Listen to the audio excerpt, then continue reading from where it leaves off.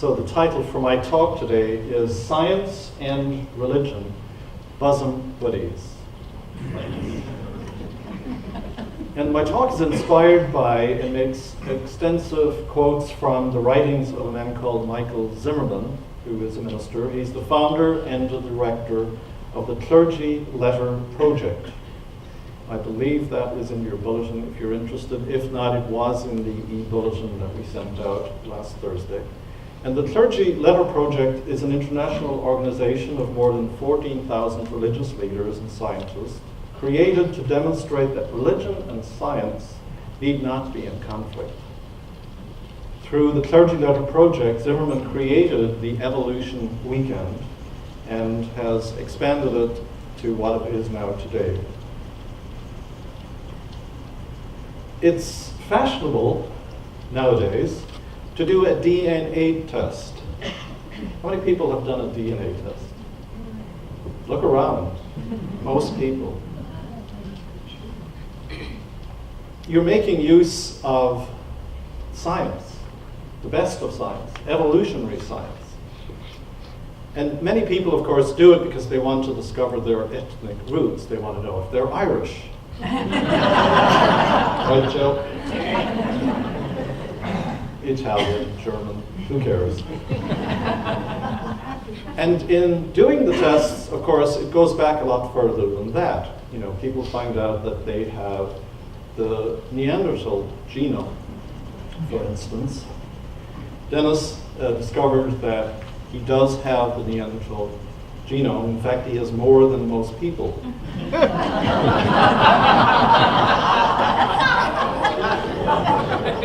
My only count was that he didn't need to do the test. I could have told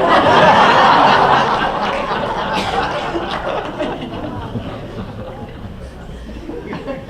For free. So if you go back about 150 years, we can hardly appreciate how horrified British and European society was when Darwin's theory of evolution burst upon the world in 1859. I mean, think of, the most uptight, stiff upper-lip people being told that they were related to baboons or apes or whatever. That didn't go down too well.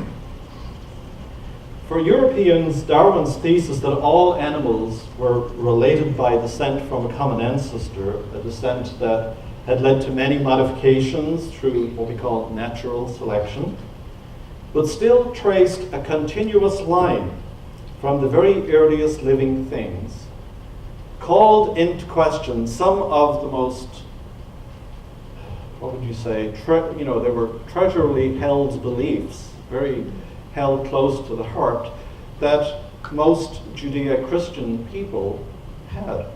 Specifically, the doctrine of special creation of human beings, if you read 1st and 2nd chapters of Genesis.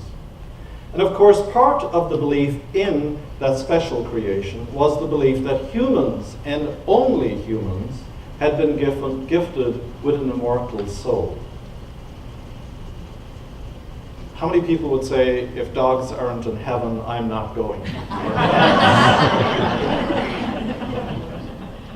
Yeah. Without a soul, the rest of the animal creation was defined as inherently lesser. Many other religious traditions and folk traditions, however, didn't agree with that, and in Hinduism, Buddhism, and the East in particular, the theory of reincarnation tended to blur the distinction between the human and the animal fields. And of course, in many native Indian traditions, the coyote, the raven, the deer, the bison, all of these were held in great esteem, and they were said to willingly, consciously sacrifice their lives to feed humans, and that they were part of intelligence. So the discussion nowadays, if you will, has come to maybe a point of talking about sentient life, sentient beings. Do they all have a soul? That's probably where we're at, you would say, in our deliberations.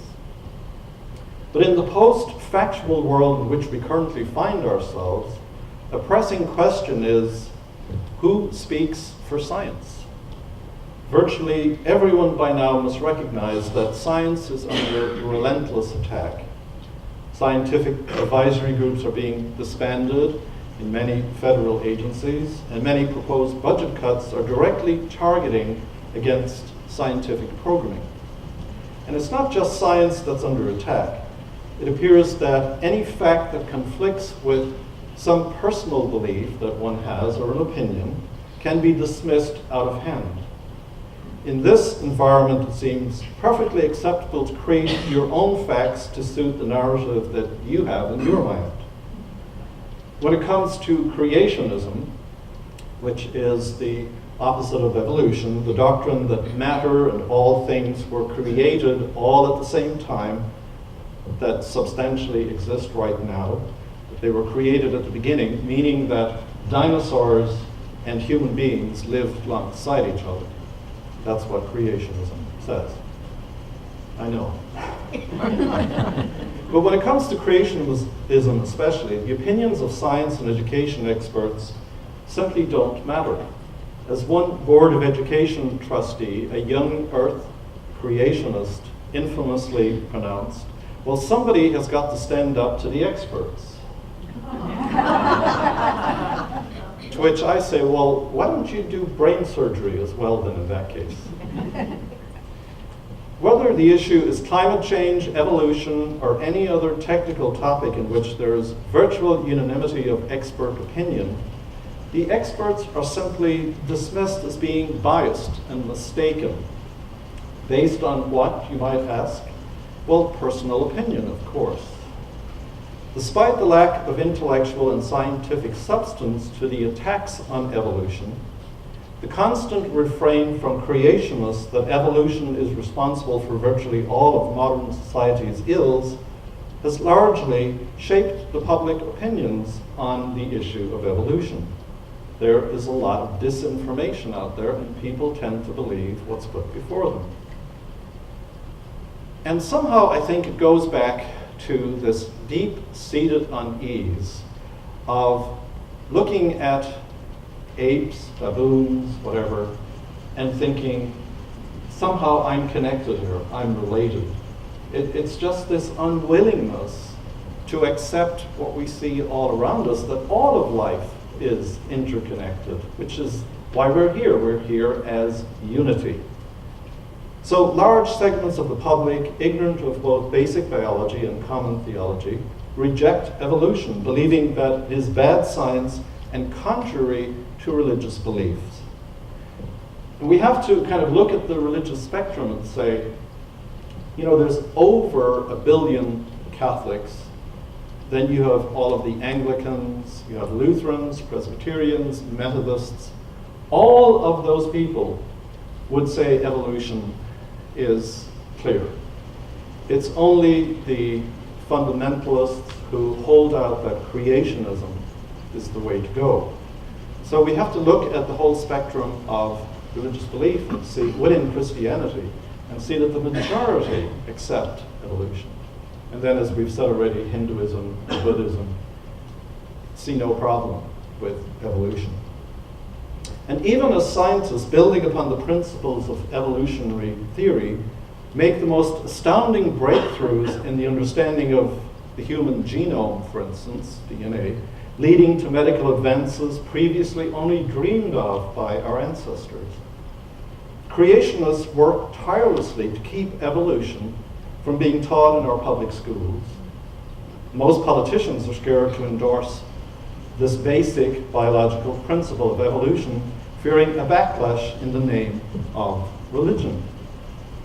So what I always say is, so if you're a creationist, and you say you are, you believe you are, then I guess you don't take antibiotics, do you? Did you get that? Antibiotics is based on the whole idea of the theory of evolution. As viruses and as diseases mutate, you come up with a different antibiotic to take care of it. So if you're truly a creationist, you won't take antibiotics.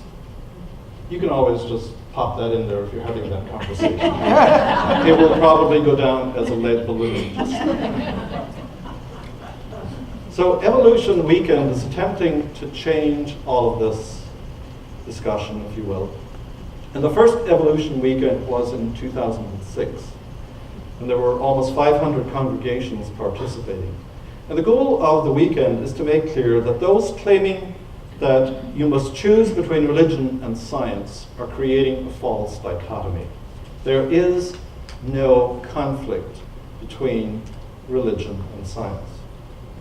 And the clergy who are involved in this project are opposed to a minority religious view, creationism, being taught in science classrooms, is what we're talking about. It's actually being taught in science, period. It's not being taught in religious class, it's being taught in the science period. And they want to stop that. They're opposed to climate change denial being promoted despite overwhelming evidence that humans are dramatically influencing global climate patterns. And they are opposed to the dramatic cuts, obviously, in the budgeting for science. And if we take a look just over the last several years, the Catholic Church historically, who was opposed to science in the Middle Ages, namely when Galileo faced the Inquisition and was forced to retract his heretical theory that the earth revolved around the sun. But starting with Paul VI back in the 60s, then John Paul II suggested evolution was more than a hypothesis and was an effectively proven fact. Today, Pope Francis has stated that the theories of evolution and the Big Bang are real, and God is not a magician with a magic wand. Speaking at the Pontifical Academy of Sciences, meaning this is a papal institution of sciences, the Pope made comments which experts said put an end to the pseudo-theories of creationism and intelligent design. Now let me say, this whole intelligent design kind of thing is a little more complicated because, yes, we agree there is an intelligent design, but what we're saying is it's evolutionary. The intelligent design people say it was, again, this God made everything all at once.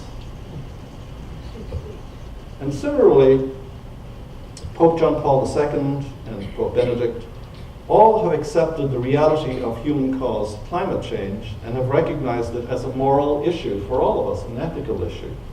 You know, Lonnie went to many of the presentations at the World Parliament of Religions. Unity Worldwide Ministries has a statement in favor of the care of the planet and urges Unity centers to become involved in what it calls earth care to help the environment. So I actually have a whole pamphlet here that Unity Worldwide Ministries has put together to ask congregations to become involved in care of the earth. And there's 3 different things that you can do, so I'm going to post that back there for people to read. And if anybody is interested in that as a project, then please come talk to us. We would love to do that. And then if we look a little further, other prominent religious leaders from other faiths have embraced science. The Dalai Lama even wrote a book about it called The Universe is a Single Atom, in which he argued that if science proves some belief of Buddhism wrong, then Buddhism will have to change. He noted that a spirituality that ignores science can quickly become a rigid fundamentalism. He's become convinced that a dialogue between religion and science will advance the wisdom of both disciplines and greatly benefit humankind. The United Church of Christ, as a church, has made the following statement. Evolution helps us to see ourselves anew as creatures who have a common origin with other species. Today, we know that human bodies and brains share the genetic and biochemical processes with other creatures, not just mammals, but insects, plants, and bacteria, again attesting to the unity of life. Science provides a language for listening to nature. It reveals worlds of astonishing interconnectivity and complexity. And so exploration of creation through scientific inquiry is an exploration of God. It's a spiritual, religious activity. using science to explore creation is exploring God, because they're one. Science is a powerful voice of and for God. We appreciate how science gives voice to the natural world, how it helps us to make sense of how the world works. And we want to listen even more closely to what God is saying through the environment and all its creatures. And so it speaks to the fact that there is no dichotomy between science and faith. They are two sides of the same coin, and they need each other. One of the Unitarian Universalist ministers has the following to say: "Thus, evolutionary theory, after showing the path that human life traversed throughout the centuries, gave religion a new way to understand the creation of humankind. And we hold that it is better and nobler, better to have risen from cave and jungle than to have fallen from Eden. Better to have developed from the animal than to have degenerated from the angel." Very interesting. The dean of Chicago Divinity School has said, "Final answers are not to be trusted. We are born in mystery, we live in mystery, and we die into mystery." And this is not dissimilar from the views of the astronomer Carl Sagan, who wrote, "Every aspect of nature reveals a deep mystery and touches our sense of wonder and awe." And an eminent biologist, Edward Wilson, likewise finds in the scientific understanding of the world the grounding for a strong sense of the spiritual. And he writes, "For us, the history of life and of the universe, as told by science, becomes more than a sequence of strange and arresting events. It becomes our personal story, our shared story, our creation story, our sacred story." I think that's a really profound thing. That if we want to do our genealogy and we want to do our history, and you're talking about the universe. And it's, in the Maori tradition in New Zealand, when they finish their genealogy, they don't stop with the first human. They then jump to the sky, to the Pleiades, or whatever. And it's a much more expanded understanding of who we are and what we are. It may seem surprising to some that this appreciation of a sense of wonder from both a theologian and from scientists could converge, yet the scientists and Sagan both delighted in the wonder and the mystery of existence as continually revealed by scientific exploration. Scientist Loomer wrote, "The world in all the dimensions of its being is the basis for all of our wonder, our awe, and all of our inquiry. Like Darwin, I am not interested in trying to understand the natural world by using supernatural explanations alone. Religion is a distinct but overlapping sphere with science. To me, science explores how the world works. Religion explores what it all means. I don't think you can explore what it all means if you don't begin with how the world actually is and how it actually works." So we have a combination here of the how and the what. And that's the starting point of religion. One concerned grandmother, Vicky Lee, she writes these books for children, and all of them, the last part is help, Nana. Well, she's written a children's book called Billions of Years or 6 Days. Help, Nana, to address the issue. This is a very poor photocopy of it, but it's kind of got a galaxy there. And we do have one copy in the bookstore, so if you're interested in getting that for your grandkids or for yourself, it's available. You can sign up and we'll get them for you.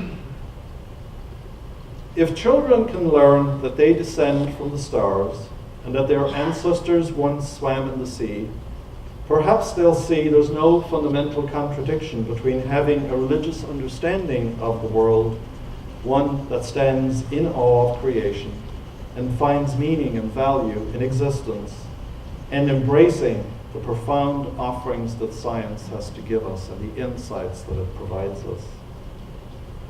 And if evolution means that there is a continuous link back to the origin of life on the planet, does that line continue back before time and space, genetically?